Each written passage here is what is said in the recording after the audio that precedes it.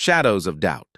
The first raindrop hit the window as Eliza Chen placed the forgotten coffee mug in the sink. Another late night for Ryan. Fourth this week. She glanced at the clock, 11:42 p.m., and felt that familiar knot tighten in her stomach. Just finishing the Henderson proposal, he texted an hour ago. The same excuse that had become his evening mantra over the past 3 weeks. Eliza ran her fingers through her dark hair, catching a glimpse of herself in the kitchen window. At 34, the elementary school art teacher still carried the same creative spirit that had drawn Ryan to her 7 years ago. But lately, she'd noticed something different in her reflection, uncertainty shadowing her almond eyes. The sound of keys in the door pulled her attention. Ryan entered, his tall frame slightly hunched with exhaustion, raindrops glistening on his navy jacket. He smiled when he saw her, but it didn't reach his eyes. "You're still up," he said, setting his laptop bag on the counter. "You didn't have to wait." Eliza moved toward him for their usual greeting kiss, but as she leaned in, she caught it. A delicate floral scent with undertones of vanilla and amber. Not her perfume, the same scent she'd noticed twice before. "How's the proposal coming?" she asked, stepping back slightly. "Almost there. Just some technical details to iron out." He loosened his tie, avoiding her gaze. "Diane is really pushing for this one to be perfect." Diane Mercer, the new project manager who'd joined Ryan's engineering firm 2 months ago. Eliza had met her once at the company picnic. Confident, elegant, with a warm laugh that drew people in, including Ryan. "I made pasta earlier. There's a plate in the fridge if you're hungry." "Thanks, but I grabbed something with the team." He shrugged off his jacket, and Eliza noticed a smudge of what looked like lipstick on his collar. Her breath caught. "The team?" she asked carefully. "Just Diane and Kevin. We lost track of time." Later, as Ryan showered, Eliza sat on the edge of their bed, her phone in hand. She scrolled through their recent photos, their weekend hike last month, laughing in the sunshine, his arm around her waist. They looked happy. Were they? The bathroom door opened, releasing a cloud of steam as Ryan emerged, towel around his waist. Once she would have teased him, pulled him toward her. Tonight she set her phone down and turned away. "Eliza, everything okay?" Ryan asked, sitting beside her, water droplets still clinging to his shoulders. "Fine. Just tired." She managed a smile that felt like glass on her lips. "Big art project with the 3rd graders tomorrow." He nodded, accepting her excuse too easily. As he dressed for bed, Eliza noticed 3 missed calls on his phone from DM before he quickly turned it over. That night, as Ryan slept beside her, Eliza stared at the ceiling, listening to the rain intensify. 7 years together, 5 married. She thought they'd built something unbreakable. Her friend Sophia's words from lunch yesterday echoed in her mind. "Trust your instincts, Eliza. They're rarely wrong." Her instincts were screaming now. The next morning, Ryan left earlier than usual, a quick kiss and another mention of the Henderson proposal. Eliza watched from the window as he pulled away in his silver sedan, then picked up her own phone. She hesitated only a moment before texting Sophia. "I think something's happening with Ryan and his new project manager." Sophia's response came quickly. "What are you going to do?" Eliza looked at the wedding photo on their mantel, remembering the promises they'd made. What was she prepared to do to protect them? "Whatever it takes to find the truth," she typed back, surprised by her own resolve. The rain continued to fall, washing away certainties, leaving only questions in their place. The Silent Observer. The engineering firm's glass facade gleamed in the evening drizzle as Eliza parked her car at the far end of the lot.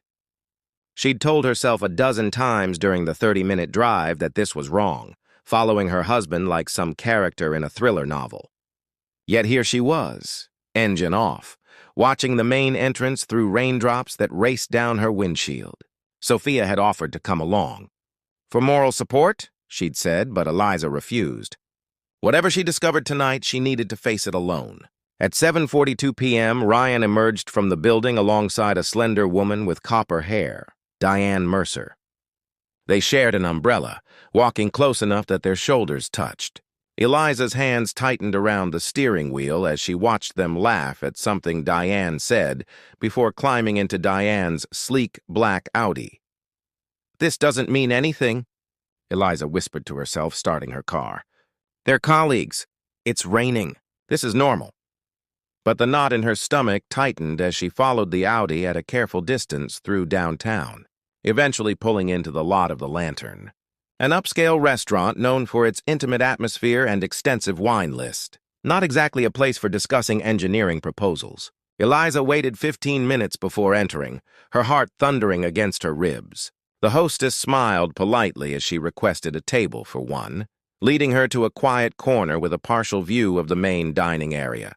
And there they were, Ryan and Diane at a corner table, heads bent close together over what appeared to be blueprints. Wine glasses half empty beside them. Eliza ordered a glass of wine she didn't want and pretended to study the menu while watching them. Their conversation seemed intense, professional even. But then Diane reached across the table to touch Ryan's hand, letting her fingers linger longer than necessary. Ryan didn't pull away. "Would you like to hear our specials?" The waiter's question startled Eliza. "Not yet, thank you," she managed, feeling suddenly foolish in her surveillance role. As the evening progressed, Eliza observed more than just their interaction. She noticed how Ryan gestured animatedly when explaining something, the same enthusiasm he'd once shown when describing his dreams to her. She saw Diane's attentive nods, her appreciative smiles, the way she leaned forward when Ryan spoke. They looked like two people sharing not just a project, but a connection. When Diane excused herself to the restroom, Ryan immediately checked his phone, his expression shifting to one of guilt as he typed a quick message. Moments later, Eliza's phone vibrated with a text. "Working late again. Don't wait up. Love you." The casual lie struck Eliza like a physical blow. She abandoned her barely touched wine and left before Diane returned, tears blurring her vision as she hurried to her car. The rain had intensified, matching her mood as she drove aimlessly, eventually finding herself at Riverpoint Park, where Ryan had proposed 5 years ago. She parked by the deserted riverside path and finally let the tears flow freely. What had happened to them? When had they become strangers exchanging pleasantries and lies? Nearly an hour passed before Eliza composed herself enough to drive home. She arrived to find the house still empty, lights off except for the porch light they always left on for each other.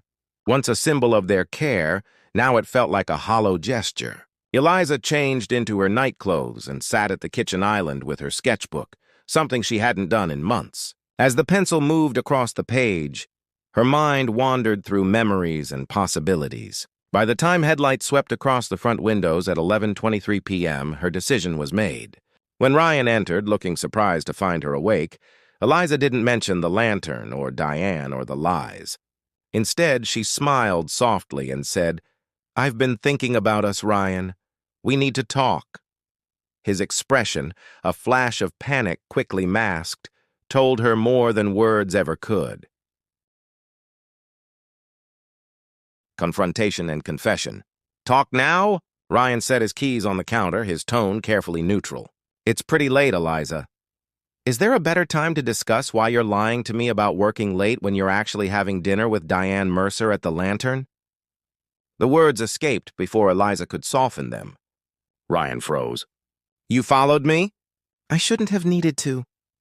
Eliza's voice remained steady despite the trembling in her hands. "What's going on, Ryan? And please don't insult me with more lies." He sank onto a bar stool across from her, rubbing his face with both hands. The silence stretched between them, filled only by the persistent tapping of rain against the windows. "It's not what you think," he finally said. "That's what everyone says when caught," Eliza replied, surprising herself with the coldness in her voice. "I saw how she touched you." "I saw how you looked at her." Ryan's eyes met hers, unexpectedly clear and direct. "I'm not having an affair with Diane." "Then explain the late nights, the secret meetings, the perfume on your clothes," Eliza challenged. "Explain the lipstick on your collar yesterday." The lipstick was from Diane's sister, Melissa. She hugged me after I agreed to help them. Ryan's words tumbled out faster now. Diane's not just my colleague, Eliza. She came to me 6 weeks ago because her sister needs help. Serious help. Eliza's prepared accusations faltered. What kind of help? Melissa has stage 3 breast cancer. She's 31, single, and drowning in medical bills. Ryan pushed a hand through his hair. The treatments she needs aren't covered by her insurance. And this involves you how? Eliza asked, still wary but increasingly uncertain. Ryan stood, crossing to his laptop bag. He pulled out a folder and placed it before her. Inside were designs for what appeared to be a small residential community. This is what Diane and I have been working on. It's called Haven Grove, a sustainable housing project specifically designed for cancer patients and their families during treatment. Ryan's voice softened with evident passion. We're pitching it to investors next week. If it works, not only will it help dozens of families like Melissa's, but the licensing fees for the design concepts could cover her treatments. Why couldn't you tell me this? Eliza asked, leafing through the meticulous drawings. Because Melissa made me promise not to tell anyone about her condition. She's intensely private and... He hesitated. I was afraid you'd be upset that I was spending so much time with Diane. So instead, you lied and made me think you were having an affair. Eliza felt anger resurfacing through her confusion. I know it was wrong. Ryan looked genuinely remorseful. But once the lies started, I didn't know how to stop without breaking my promise to Melissa. As they talked into the early morning hours, painful truths emerged beyond the secret project. Ryan confessed his fear that Eliza had grown distant, absorbed in her own world of art and teaching. Eliza acknowledged how she'd withdrawn after her miscarriage last year, building walls that even Ryan couldn't scale. I thought you didn't want what I wanted anymore, Ryan admitted quietly. When Diane shared her sister's story, it felt good to be needed again, to have purpose. I've always needed you, Eliza whispered, tears returning. I just didn't know how to say it after we lost the baby. Dawn was breaking when they finally exhausted their words. They sat side by side on the kitchen floor, emotionally drained but somehow lighter. I want to meet Melissa, Eliza said finally. And I want to help with Haven Grove. I'm not just your wife, Ryan. I could be your partner in this too. Ryan looked at her with newfound hope. You would do that? Yes, Eliza said, realizing she meant it. But no more secrets. No more separate lives. Whatever comes next, we face it together. As the first rays of sunlight filtered through the kitchen window, illuminating the tear-stained faces of two people who had almost lost each other, Ryan took Eliza's hand and made a new promise, one he intended to keep. Broken mirrors. 3 days after their confrontation, Eliza stood in Melissa Mercer's modest apartment, taking in the framed photographs that lined the walls. Melissa, a younger version of Diane with the same copper hair but softer features, sat wrapped in a blanket on the couch, her thin frame evidence of her ongoing battle. I'm sorry Ryan had to lie to you because of me, Melissa said, her voice gentle despite the fatigue shadowing her eyes. That wasn't fair to either of you. We all make choices to protect the people we care about, Eliza replied, settling into an armchair across from her. Sometimes those choices have unexpected consequences. Diane entered from the kitchen with tea for everyone. The initial awkwardness between the two women had begun to dissolve during their first meeting yesterday, replaced by a cautious understanding. How are the revisions for the presentation coming? Melissa asked, directing her question to both Ryan and Diane. As they discussed the technical aspects of the Haven Grove project, Eliza observed the easy rapport between her husband and Diane. There was respect there, certainly, and a shared passion for their work, but watching them now, with clear eyes rather than fear-clouded vision, Eliza could see the boundaries of their relationship. Professional, friendly, nothing more. Yet something still gnawed at her. The trust between her and Ryan had fractured, revealing fault lines in their marriage that extended far beyond this misunderstanding. Later that evening, as they prepared dinner in their kitchen, an activity that had once been a cherished routine but had become rare in recent months, Eliza voiced what had been troubling her. I don't think this was really about Diane or Haven Grove, she said. setting down the knife she'd been using to chop vegetables.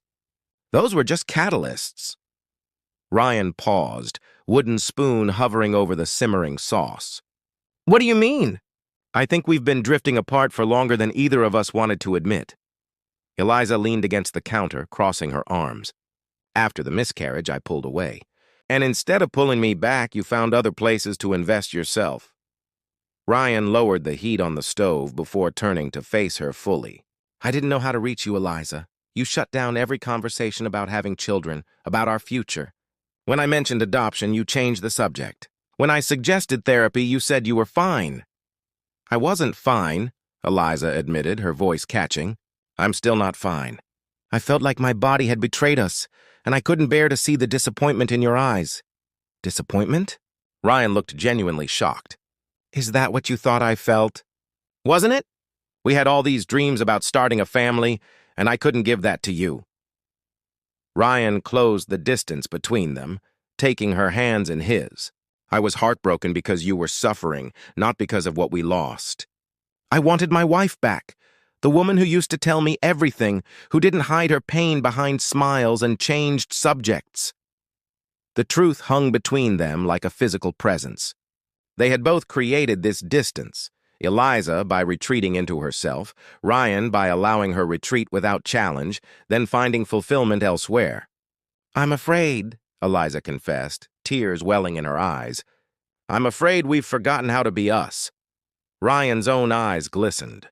Then we learn again, starting now. That night they made love for the first time in months, tentatively at first, rediscovering each other's bodies with gentle hands and whispered words. As physical distance dissolved, so did some of the emotional barriers they had constructed. Afterward, lying together in the darkness, Eliza traced patterns on Ryan's chest while he stroked her hair. The intimacy was healing but fragile, like a newly set bone that could still break if tested too harshly. I want us to see someone, Ryan said quietly. A marriage counselor. A year ago, Eliza would have bristled at the suggestion, interpreting it as criticism. Tonight she recognized it for what it was, an act of hope. Yes, she agreed, pressing a kiss to his shoulder. I think we need that. As they drifted toward sleep, entangled in each other's arms, Eliza realized they had taken the first step on a path that would be neither quick nor easy. Rebuilding trust, like healing any deep wound, would require time, patience, and the courage to face painful truths.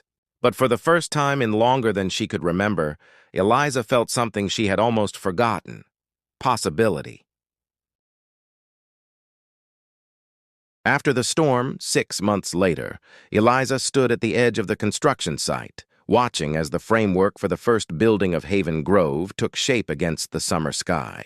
The journey here had been neither straight nor simple, but as she observed Ryan directing a group of volunteers, including Diane and a noticeably healthier Melissa, Eliza felt a profound sense of rightness.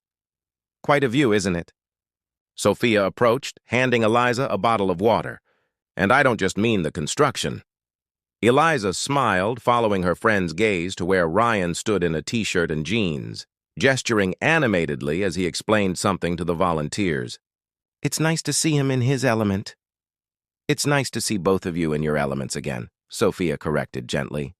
The mural you designed for the community center is incredible, by the way. Pure Eliza Chen magic. The past 6 months had transformed more than just this former vacant lot. Weekly sessions with Dr. Brenner, their marriage counselor, had provided Eliza and Ryan with tools to dismantle the walls between them and build something stronger in their place. They had learned to speak difficult truths, to listen without defensiveness, to hold space for each other's pain without trying to fix it. There had been setbacks, arguments that reopened old wounds, moments when retreating into familiar patterns of avoidance seemed easier than pushing through discomfort. But they had persisted, committed to the work of rebuilding their marriage, one conversation, one honest moment at a time. Are you ready for tomorrow? Sophia asked, changing the subject. Tomorrow, the final appointment before they would officially welcome 8-year-old Lily into their home as foster parents, with the hope of eventual adoption. The decision had come after months of discussion, not as a replacement for the child they had lost, but as an expression of the love they still had to give. Nervous, but ready, Eliza replied. Ryan's been up half the night arranging and rearranging her room. That man was born to be a dad, Sophia observed with a smile. Yes, Eliza agreed, warmth spreading through her chest. He was.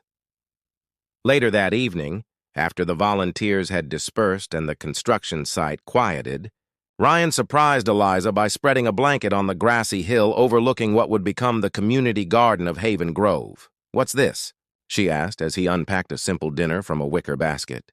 Cheese, bread, fresh fruit, and a bottle of wine. 6 months ago today was our first session with Dr. Brenner, Ryan said, pouring 2 glasses of wine. I thought we should mark the occasion. Eliza settled beside him, accepting the offered glass. Has it really been only 6 months? It feels like we've lived a lifetime since then. In some ways, we have. Ryan looked out over the construction site, the setting sun casting long shadows across what they had built together, both the physical structure and something less tangible, but far more precious. They ate in comfortable silence for a while, shoulders touching until Ryan reached into his pocket and pulled out a small velvet box. What's this? Eliza asked again, her heart quickening. Open it. Inside was not jewelry as she'd expected, but a small silver key. It's to the lake house, Ryan explained. I rented it for the weekend after Lily's placement is finalized. I thought, maybe it could be our first family trip, the 3 of us. Tears sprang to Eliza's eyes as she closed her fingers around the key. The lake house had been where they'd spent their honeymoon, where they'd once talked of taking their children someday.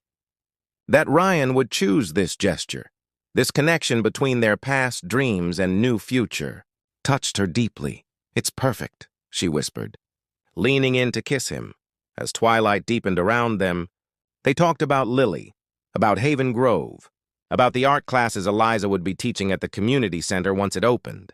They spoke of challenges still to come and hopes for the future, their conversation flowing with an ease that had been hard-won. When the first stars appeared, Ryan lay back on the blanket, pulling Eliza to rest against his chest. The steady rhythm of his heartbeat beneath her ear was the most comforting sound she knew. I love you, he murmured into her hair. Not just who we were or who we might become, but who we are right now, in this moment. Eliza raised her head to look into his eyes, seeing there all the understanding they had fought to achieve.